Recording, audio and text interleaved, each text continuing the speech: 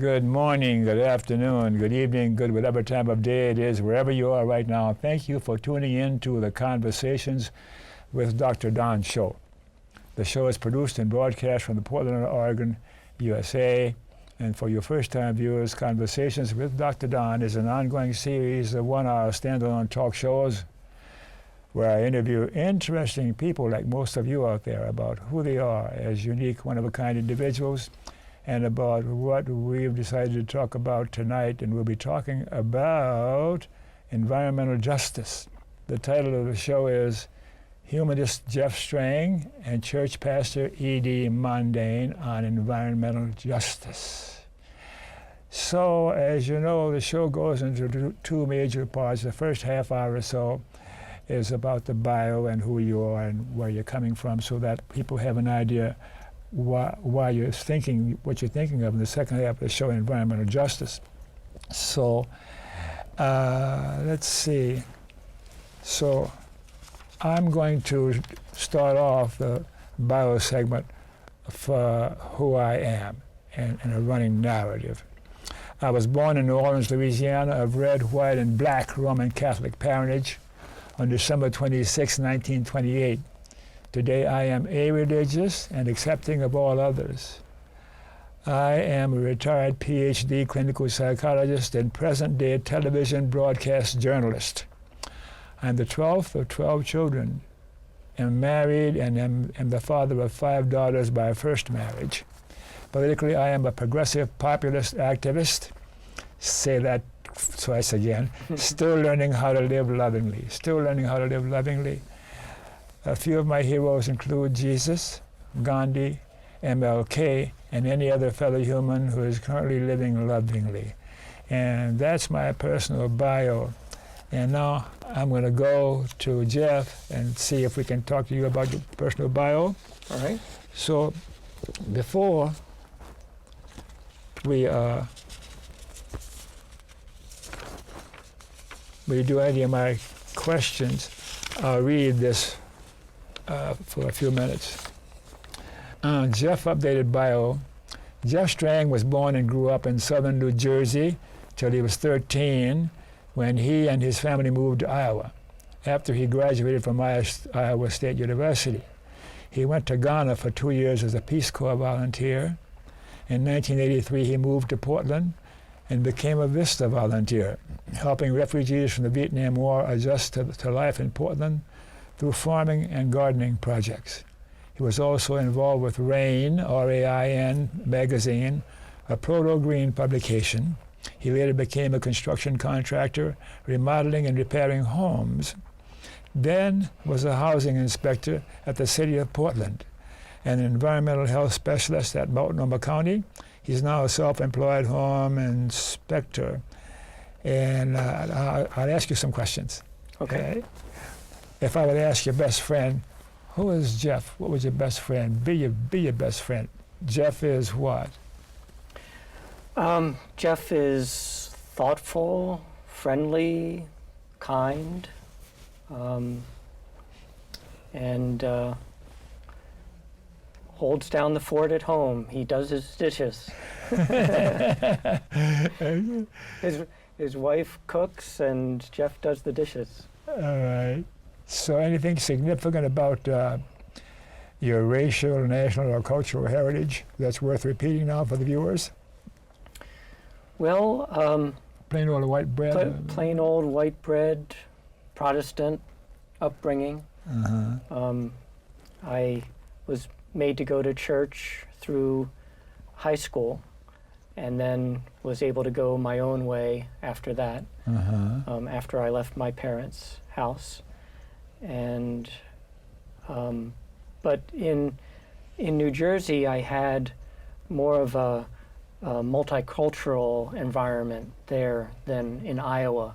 So that's one of the things I missed about New Jersey, was not having the Italians and Jews and Puerto Ricans and African Americans and in much more numbers than you would find in Iowa. Mm-hmm.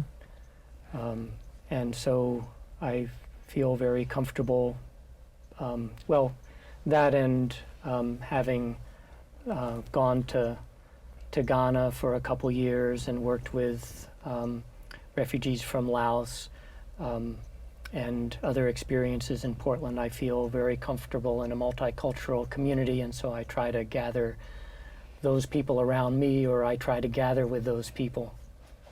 You're a humanist who walks the talk. I try. So many people have philosophies that they don't even live up to whatsoever. So, and your political persuasion, need I ask that anymore? You've been on my show a number of times in the past, you know. I'm progressive too. Okay.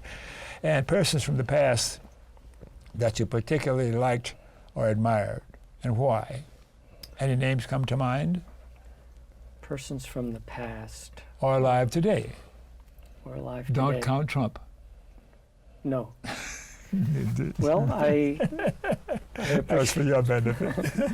I appreciate Bernie Sanders, what he's doing, and the progressive wing of the Democratic Party, those folks running for president. Yeah, I really appreciate Gandhi, Martin Luther King. Those were extremely enlightened people, and I appreciate what they did in their lifetimes. I appreciate my parents. My father helped me to not feel any barriers to other people. He had friends that were janitors, for example, people that were low income, even though our family was middle class. He respected people from different walks of life, and I appreciate that early upbringing for my orientation that way. So he gave you a good model, huh? That's right. All right. Okay, so let's skip over here and go to JD here. And I'm going to read a little bit about what you sent me. And then I'll ask you some questions. God, I was so blown away by this. Oh, is that right? Yeah. And Don, did you catch the accent on the last letter of his last name? Mondaine. Mondaine. Mondaine, yeah. And you're from Louisiana. What's wrong with you? I don't know, man. I hadn't seen that in so long, Mondaine. You're from Louisiana? I am from St. Louis. Uh-huh. But That's close enough. Yes, close enough. St. Louisiana, that's right. So he said, as a true believer rooted in the power of love, he is a true believer rooted in the power of love, uplifted by the power of the Lord, and humbled by the power of miracles. And I think about my Roman Catholic upbringing. I was an altar boy for years and years, you know. Who believes that through us all good things are possible. Through us all good things are possible. Through our unity, the miraculous is made real. That says a lot. A 35-year Portland native from St. Louis, Missouri. You're a philanthropist, an activist, an entrepreneur, an author, a public speaker, a civic leader, and a musician. And if we go any more to that, we're going to be here for 3 hours. Yeah. What kind of musician are you? I'm a gospel musician. I play piano and I sing. Oh? Yeah. Can you entertain us with a song? Oh, my goodness. Perhaps a little bit later. Of course. Okay. That's it. Okay, you're also the owner of Poshines Cafe. And more than a couple of years ago, I was at Poshines a couple of times with a friend of mine. I hope you enjoyed it. Yeah. Yeah. And the president of the Portland NAACP, and you got someone to join the Portland NAACP this morning. Yeah, Errol Blumenauer is our newest member so far. Now, unless somebody joined after he did, so I'm not sure what happened online. Never mind. And you're also the senior pastor of Celebration Tabernacle Church of Portland, Oregon. And I love the music there. Yes. And whoever was singing and doing the piano, my foot was tapping all the time. Yeah. I couldn't resist it. Wonderful. You're co-chief petitioner for the Portland Clean Energy Initiative. You're a lefty too, aren't you? Lefty? Yeah. No, I do. Left I'm a wing. righty. But I'll do left if I have to. Most importantly, you're a grandpa to 5 grandchildren. Yes, sir. And 2 god-grands. I have 2 god-grands, so Yeah. they have to be included too. They told one of my god-grandchildren the other day told me, "We're your grandchildren too, Papa." I said, "You're right, you are." So I include them now. I have so many grandchildren and great-grandchildren. I'm 91, you know. Oh my goodness! Yeah. Congratulations. Yeah? Yeah, I hope when I get 91, I'll look as good as that. Oh, man. Ooh, my head's going so big. All right, now, let me ask you a few questions. When and where you were born, you talked about St. Louis, Missouri. You were born in Portland, though. I was born in St. Louis. In St. Louis. Oh, okay, I misunderstood that. And did you always have anything significant about your racial, national, or cultural heritage that you remember?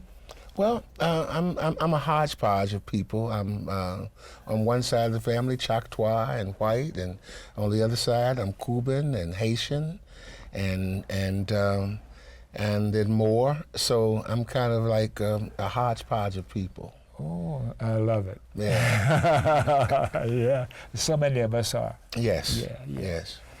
And did you ever have a earlier religious preference? You're a man of the cloth now, aren't you? Well, yeah, we were always church people. I grew up a colored Methodist Episcopal, which was later Christian Methodist Episcopal. And by me being a musician, I was borrowed by the Baptist Church and then set free by the Church of God in Christ, and then delivered by the non-denominationals. So I'm all of it. You have a lovely baritone, I can tell. Oh yeah, well sometimes, but on good days I'm a good baritone and a tenor. Yeah, on good days I'm a good tenor. And you have a partner, a wife, a husband, one of those, you know. All of the above. I'm married to God and to my work. And Yes. So that's a pretty strong partner for me. I'm single, and I have adult children and grandchildren, so I can do whatever I want to do. Because you're single. That's right. All right, yeah. And political persuasion, on the political continuum, are you left, right, or center, or what? Well, I'm a progressive, and I'm extremely, I am a Democrat, but I'm not limited to that philosophy or ideology. So whoever the best candidate is where I'm at. You know, that provokes me because the Democrat, Republican, we need a third party or some difference between the Democrats and Republicans. A Republican? A Republican, a Democrat. There's those two wings of the same party. They're super rich. Yeah, very much so. I agree. All right, we're going to get along fine. Yes, sir. All right. Memberships in political, social, or civic organizations. I already mentioned a whole bunch. You got any more? No, I think that's enough. Okay. And now, persons from the past or alive today that you look up to or admire other than Jesus? Other than Jesus, I was, as I was hearing Jeff talk, and somebody that we don't talk about a lot is Bayard Rustin. Oh, yes. And I'm so sad that we don't mention him a lot. Being one of the architects for the in the civil rights movement and the March on Washington. It probably wouldn't have happened if it weren't for Bayard. So also a musician and singer, and quite astute in his thoughts towards freedom and et cetera, and what that meant. Quite a collective. So yeah, I honor him today. Yeah. And I can't think of the guy with the fro. Was a Jesse. Jesse had a fro, and Jesse Jackson. No, he. Because he touted that big fro. Never mind. For a long time. We'll pass on that. Okay. Okay. So now, let's take a little break and gather our wits and then come back and do the importance of the show. Okay? Sure.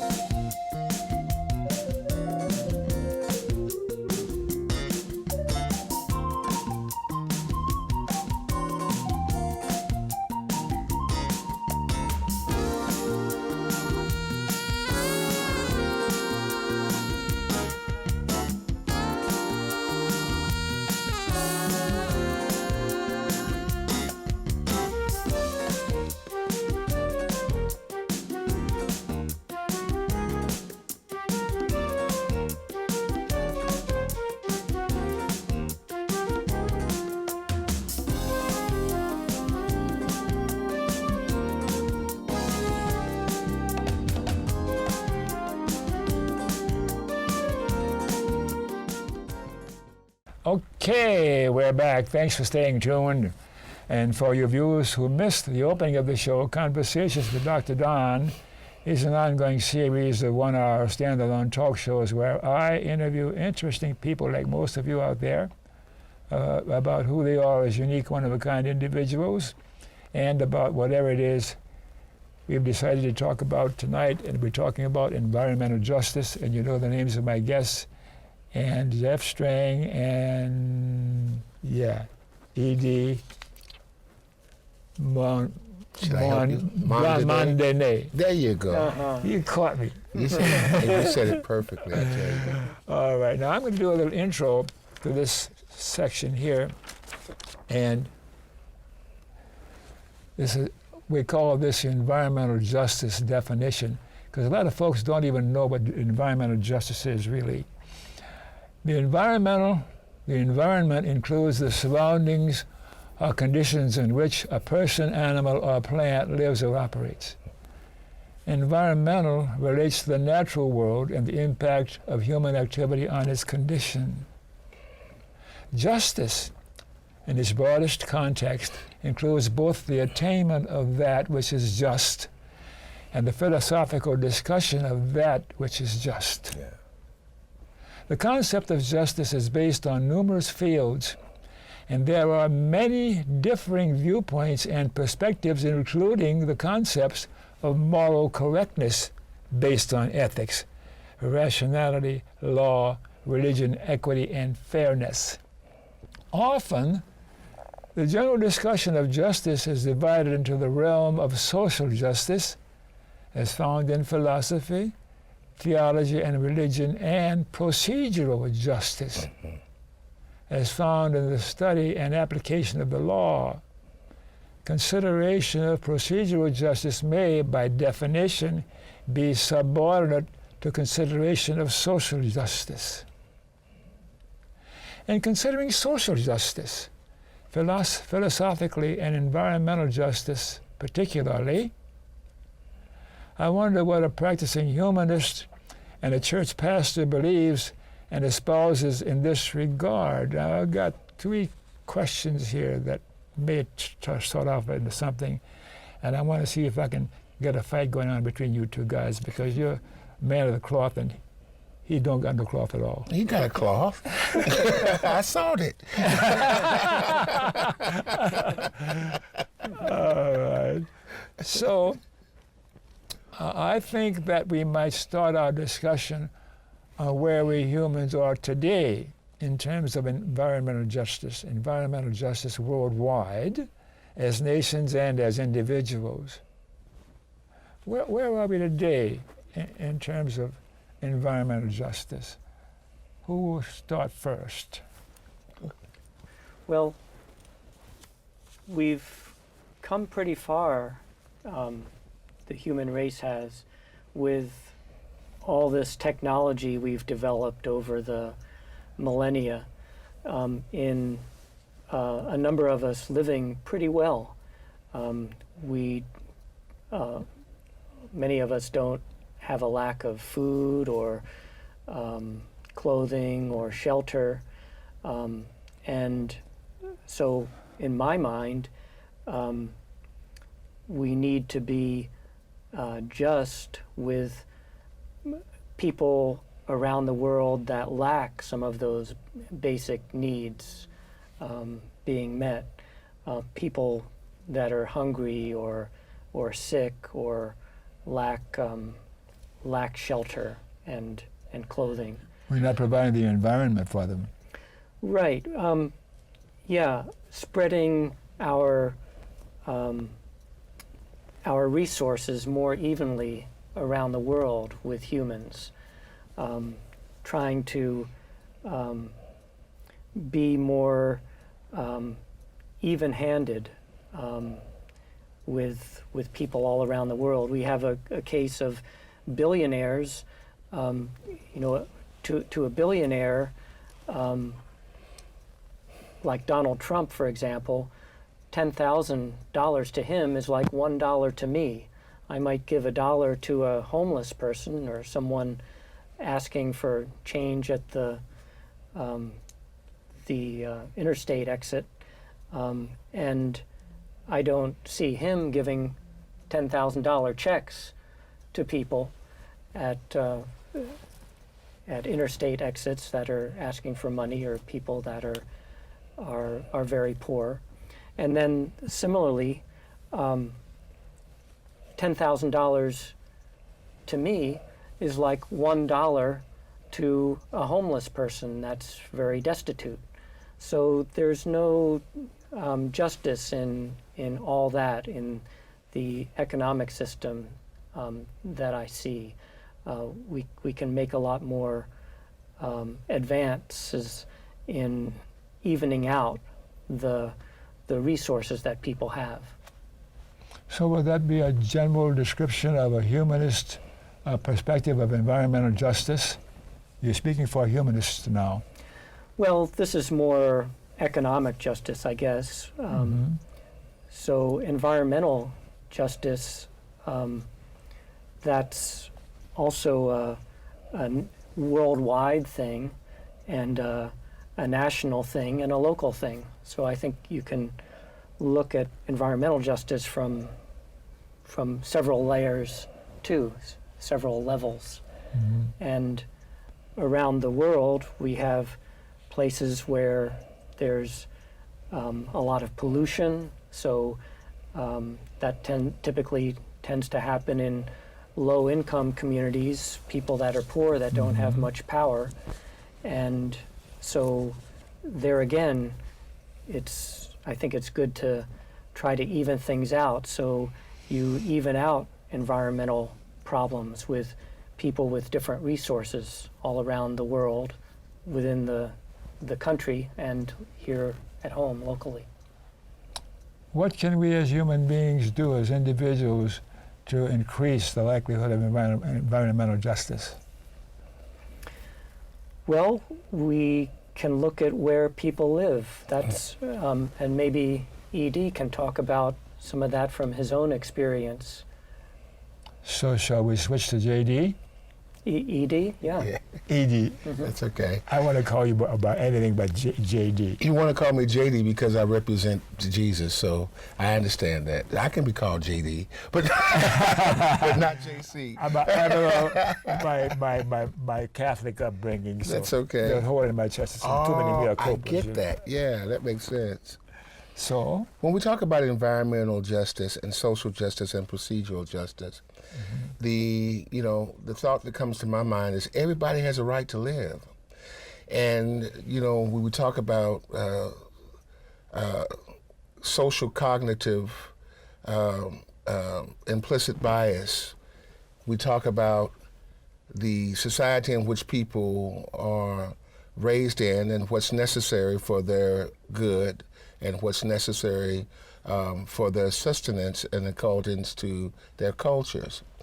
When we talk about the environmental justice in terms of in the environment and the climate itself, being Jeff was speaking a little bit about my experience as a child growing up in St. Louis, where I was very much a product of environmental justice in the way of contaminants in the air and et cetera. Looking out of my living room window, we could see Monsanto Company, Peabody Coal, Anheuser-Busch, Ralston Purina, and then the incendiary systems that burn 24 hours a day in the project buildings itself created a disparity in me that left me with pulmonary lung dysfunctions and enlarged hearts and et cetera, et cetera. And so did it provide that atmosphere for several of my friends. When we talk about the environmental injustice and its effect on people in their lives, especially for the people of color and the red line districts that are infamously created for African Americans. We see Dr. Martin Luther King still being the clarion caller for that, because everywhere you see a Dr. Martin Luther King Avenue in the United States, you're going to see the byproduct of environmental injustice. Social injustice is connected to being able to have the access to those procedures or those avenues that would help ease the problem for the environmental justice piece. But when we talk about procedural justice, we're looking at how those systems that are being placed systemically to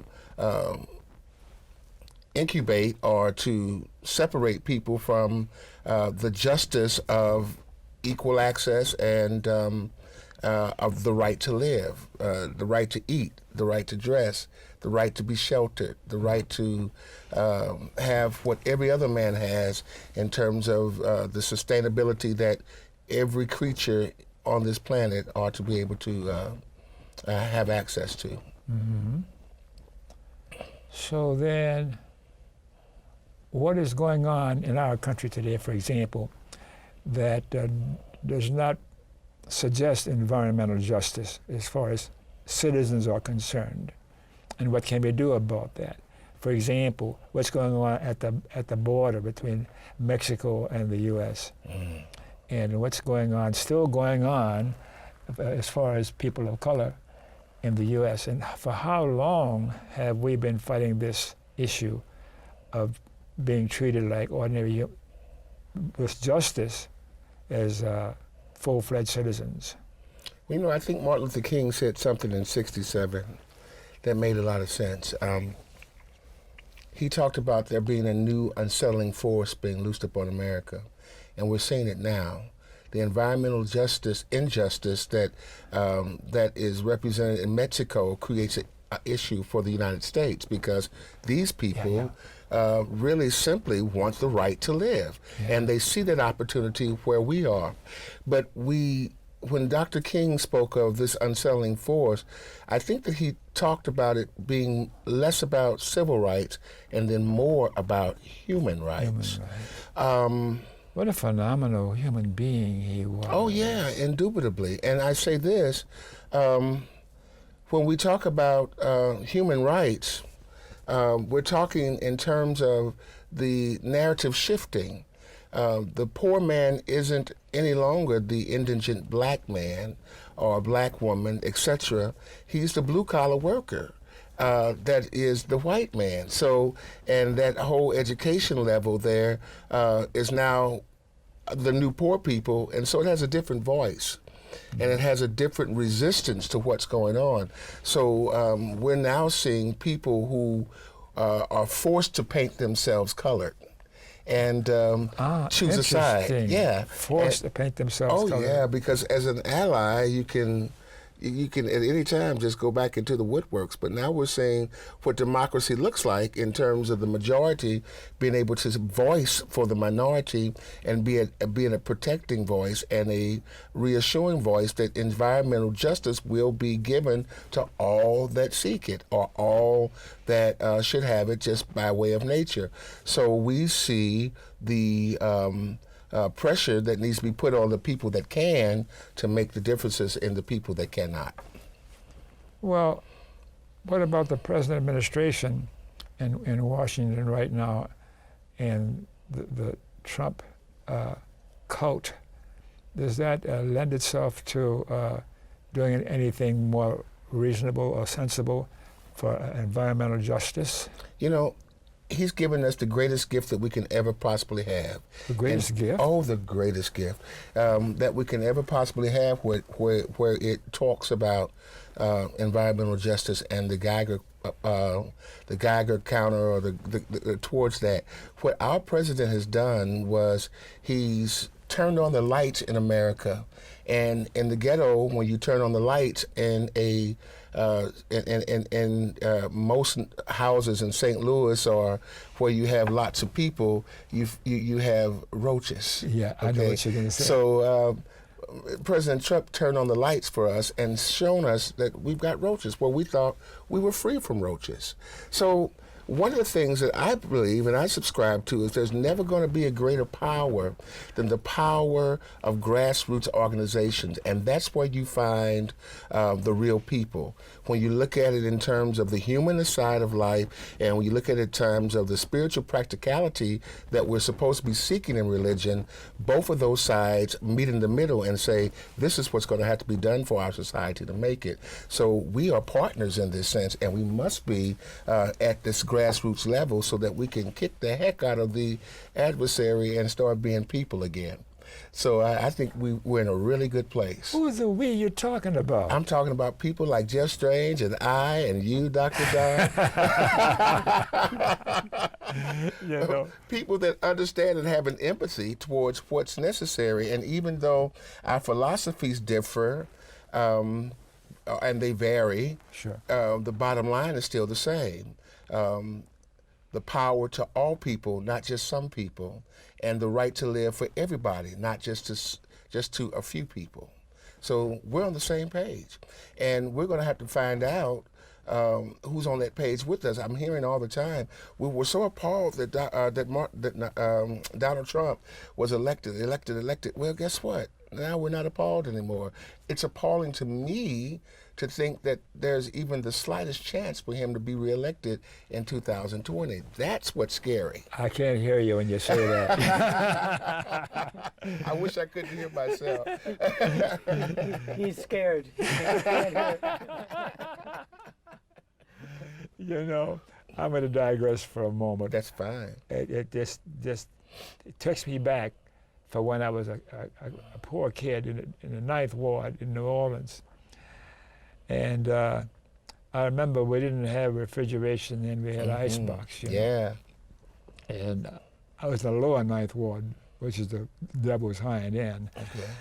And I'd get up at night and sneak in and get some condensed milk, you know, and suck it out of the can, because you open one end with the other with the can open. That's right. And Pet then milk, I right? discovered one time, I almost yelled out because a roach had gotten in, Oh. and I swallowed it. Oh. I've done that. You have I've done that. Oh, yes, I have. Boy, you guys got something to learn over there. Man. Did you? I've done that. Yes. Oh, for God's Yeah, I've sakes. done that. Yeah. Nothing new under the world. Nothing new under the sun, I tell you. You got some anecdotes or some? I never ate a roach. You don't know what you're missing, man. Yeah, you two have it on me. You smoked a roach or two, but you never. Well, Jeff never did that. Stop it. Yeah. So then we're talking about now worldwide, going global here, and what's going on in Moscow and Hong Kong, and we're talking about the seventh millennium, not millennium, extinction. Are we in the middle of the final extinction as human beings, as life on Earth? Pastor? You know, I wish that I had the answer to that, but fortunately, there's only one person that has the answer, or there was only one entity that has the answer to that, and that's the Creator. And I think that whoever we call that we'll decide when it's enough, and whatever form that is, we'll decide when it's enough. But as long as we're here, I think it's our responsibility to continue to move forward and try to find solutions and be busy adopting ways and modalities that move the envelope on what people need. Mm-hmm. And what I mean by the people, I mean the people that are the greatest content of those that do not have. So we're talking about the have against the have-nots and making sure that that just due is given to them. So I think that's why our energy is better spent, because I don't know what's going to happen. Tomorrow we could not be here. Mount St. Helens and the Three Sisters and all of this volcanic range could all decide to explode at one time and we'd be gone. So I'm not hearing that again. Yeah. So I'm thinking in the longest terms, because I'm 91 and I'm looking at the end, and I've been now for about 3 or 4 years, and that's okay because I feel comfortable about that. And judging with the longevity of my brothers and sisters, around 11 of them before me, I'm going to be good for another 5 or 10 years at least. You know. I've got that same history in my family. Mm-hmm. My grandfather didn't die till he was 120, and his sisters all stayed that age, and my dad just passed at 94. So. Oh, you got me beat. So I'm concerned about what we as life on earth, and my mind crossed on spiritual and spirituality, and who better to ask about spirituality than you? And it seems like you, because you're more in tune with what spirituality means. Will you help me define spiritual and what spirituality means? Well, that's okay? Yeah. When we talk about spirituality, from my view, yes, we say in my heart that prayer is a sincere desire of our heart. And that desire is an ongoing desire, especially when it's a righteous desire. To be able to tap into the real energy that motivates us to do good is where I think everybody's spiritual journey ought to be.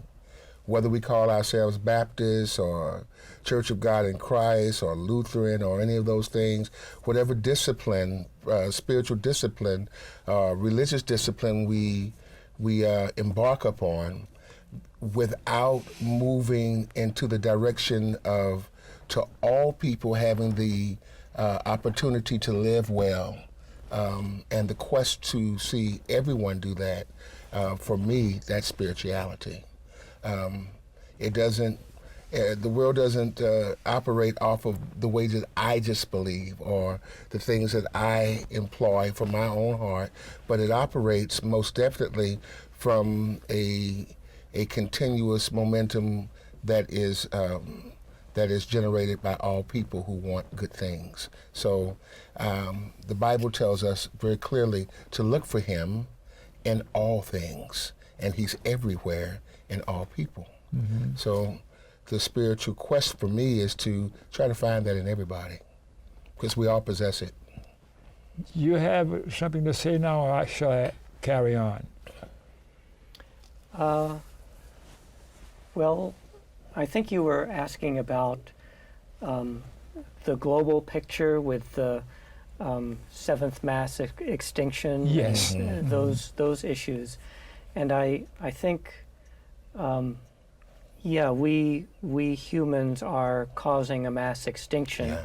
We're not necessarily causing the extinction of the human race, Right. but of a lot of other species. Yes. And so I think humans will exist for a long time. We're very successful. And so I think the human race will exist for a long time. But how will the quality of life be for those humans? That's the question. Yeah, I agree. Now, spiritual, I think in terms of spiritual and what it means in the category of feelings free. Example, yeah. And I know when I am having a spiritual experience in that category, in that recognition, it's because there's a sense of timelessness in that when I'm like in meditation and suddenly I'm out of my mind and I'm experiencing my being, Yes. my essence. And then when I think, oh, am I experiencing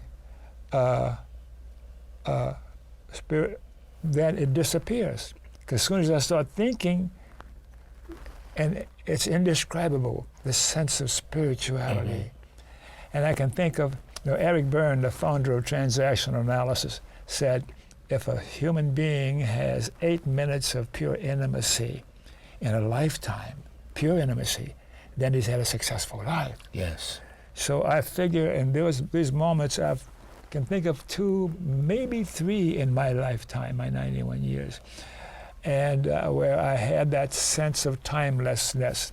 As soon as I think about, oh, what am I doing, then it disappears. Then I've lost it. I don't know if I've got to be in the right spot or the Almighty or whatever's going on or something is happening that's not happening. And then I think, this is too hard for me to consider. I believe in reincarnation. I'm to come back as a Labrador retriever or something. Okay. I'll come back as a cockroach. Oh my! I don't know when I'd go back. Do you believe in reincarnation? Well, that's a big question. I believe that everything is possible. I believe in green and yellow pumpkins becoming golden carriages and little fat field rats becoming coachmen. I believe in glass slippers, and there's a prince or a princess at the end of every slipper. So yeah, I believe that the possibilities of life are endless, and I don't think that any of us are really able to capture what that really is. What is the essence of spirituality and all of those other things? Yes, I understand those moments of clarity when we're outside of ourselves and we remove ourselves from the existence of ourselves, and we're able to move into that space, that moment, speaking in tongues, for example, whether it's self-edification or whether or not it's something as a meditational piece for you to communicate with the creator or the elements that exist. Yes. I think that none of us can really adequately do any justice to understanding and describing what that really is, but we all have the ability to tap into it. So when we understand that, we understand that all things and everything is possible. Yeah. You really are all out there. You're so broad, and I've never met a person of the cloth on an intimate basis, even though we're in front of the television cameras. And I'm asking you questions that are as profound as I would have asked my priest when I was an altar boy. And I'm hearing some sense of wisdom that I've not quite heard before. Well, thank you. I try to keep my mind in a place to where I know that God is in everything. He's in everybody. He's everywhere. And if we desire to see him, we can. If we desire to feel him, if it's him, we can. Jesus never told us to call ourselves Christians. He didn't come and tell us to do that. But he said, listen, study the way that I'm living, that I can give my life for someone else, because all the experiences that I go through are so that you can learn and be better because I've gone through them. So my lived experience isn't just for myself. It's for what I can teach somebody else as well. Again, the principle, the discipline that I choose is Christianity, and I choose to believe that in Jesus, and I choose to believe that the Bible is 100% correct, even in its absence of books, because the connection isn't in the words, it's from the Father, and it's in our hearts. So we know right when we hear it, and we know wrong when we see it, usually. Yes, okay. Yeah, caveat. And if we don't know right from wrong, the responsibility of us that do know right, we have to bear that responsibility to help those that are not so strong, and to bring them into the compliance way of righteousness. And righteousness is whatever's good. How do you explain Trump? Does he know right from wrong? I don't think so. I think that he's absent of presence, and I believe that he's a tumbleweed that has no real grounding, and so he's able to be manipulated by many other sources and other spirits that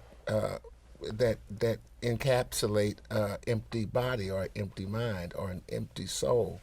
I really have a lot of empathy for this president, and I pray for him daily. Yeah. Do ya? Yes, I do. I think that I'll continue to pray that the right people continue to give him the right words and continue to represent the right kind of energy that helps guide him in the right direction until he's gone. And he will be gone by 2020. Yeah. My ears are open to that. We have the power to do so. Yeah. So my thought escaped me for a moment, and I'm wondering where we're going to go from here. You have any thoughts now? Where we're going to go from here? Well, why don't we get back to environmental justice? Yes. So Pastor Mondaine brought up an excellent example of environmental injustice where folks in the predominantly African-American, low-income community in St. Louis had to suffer all the pollution that affected their health for the rest of their lives. Yes. And that's a typical example of environmental justice, where he also talked about the redlining of African American communities in cities all across the country, and in those... It's still going on. And it's still going on. Yeah, we have a legacy. And in those communities, they weren't very powerful, so they couldn't protest running freeways through them and then having the earlier on lead pollution from the car exhaust affecting the health of the people that live there.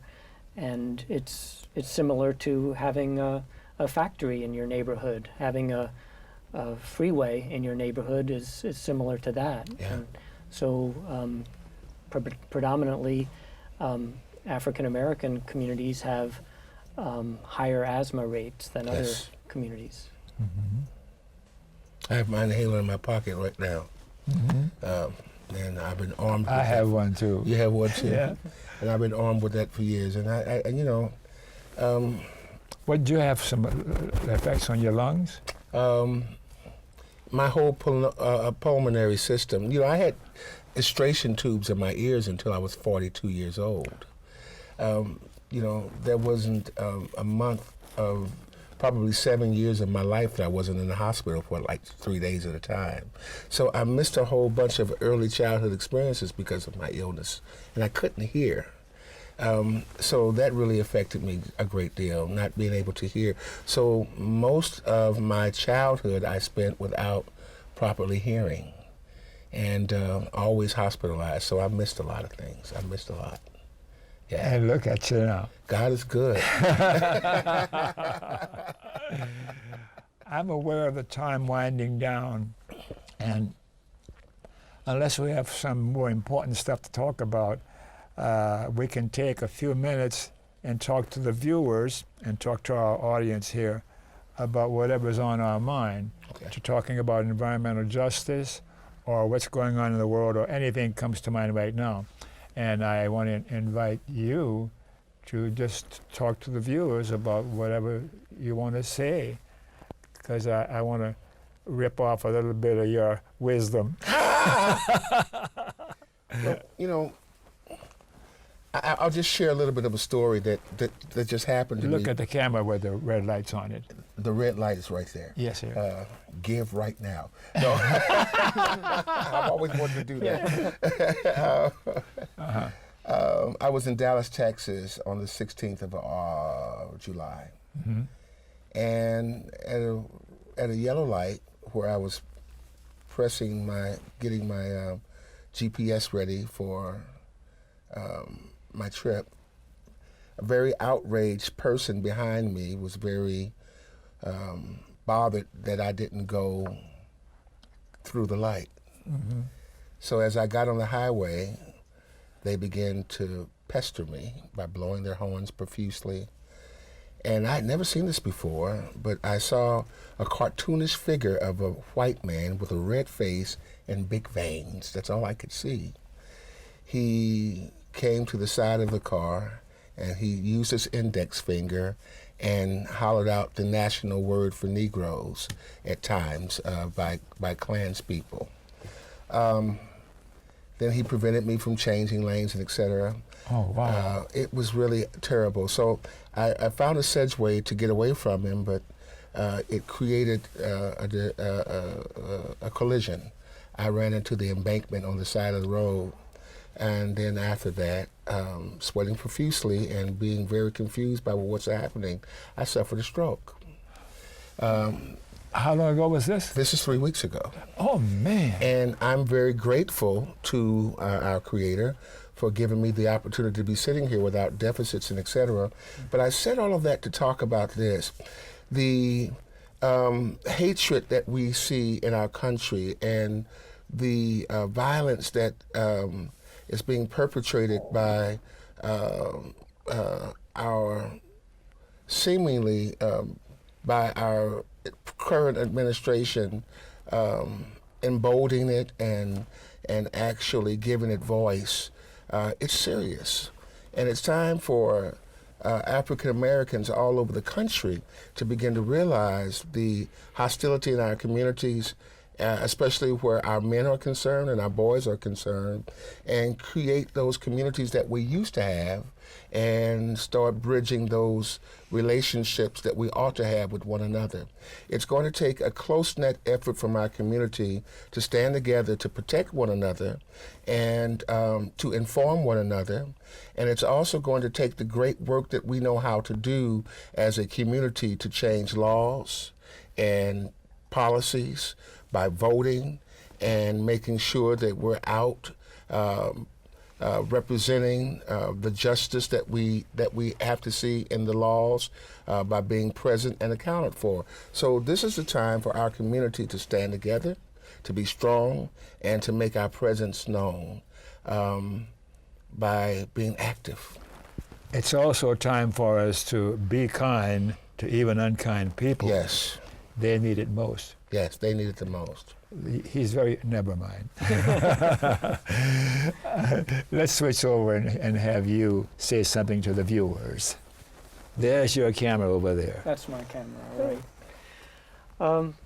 So this little session is on environmental justice, and even though Pastor Mondaine is a man of the cloth and is a believer in God and Christ, and I am not, we're still on the same page. Yes. As far as environmental and social justice go. Yes. And I really appreciate working with Pastor in the Portland branch of the NAACP for the last few years. And I invite any of you that would like to help in the cause to also be a member and participate in the work. Well, very good. Well, we're almost out of time, but I think we have time to hear your rich baritone. Oh, my goodness. Kumbaya, my Lord, kumbaya. Is that where you want to go? Kumbaya, my Lord, Kumbaya, kumbaya, my Lord, kumbaya, oh Lord, kumbaya. You got a pretty good baritone yourself. I've been studying voice for 4 years. Oh, okay, great. That's beautiful. I didn't hear you say anything. I was Yes, singing. he did. He sang. I heard him. I was so busy listening to him. I heard him. But I think the two of you can get a little lower than I can.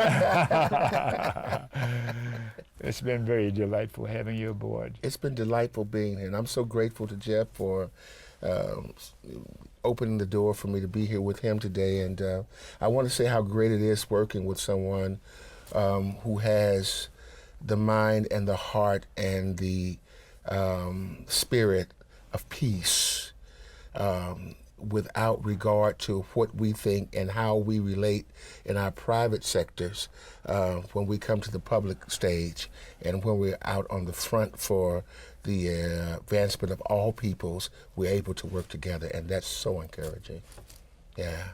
And in the future, if you have something that is worth sharing with the world, even though you're a man of the cloth, Okay. I would like you to come out again sometime. Well, I want to leave you with this thought. Our annual fundraiser this year is in October. It's October 5th. And this year we're challenging the city of Portland in this way. Our theme for our fundraiser this year is removing the thorns of racism from the City of Roses. And we're asking all of the entities that are the powers that be to come together and talk about how we're going to deliberately attack racism in our city and to annihilate it in our homes. With that, we are going to stop now because we may have a couple of publics. Oh, thanks for watching. And remember, KFC, not Kentucky Fried Chicken, Dr. Don's KFC.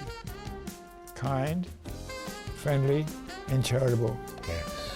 Be kind, be friendly, and be charitable to you too. And you too, Yes, especially you.